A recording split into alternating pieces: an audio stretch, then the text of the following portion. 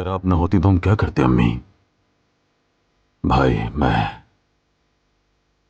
इस इतने बड़े शहर अनखाने में खो जाते हैं। बच्चों, बाप के बगैर जिंदगी मुश्किल है, बहुत मुश्किल है। ये कमी दिल में ऐसे बैठ जाती है जैसे कोई पत्थर हो।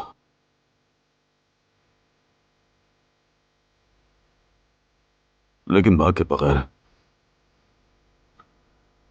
ये कितने दुख झेल गई अकेली।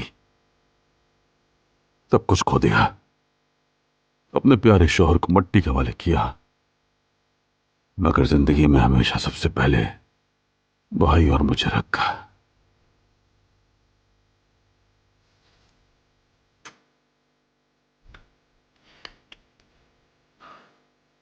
चलें खाना खाते हैं अम्मी जान।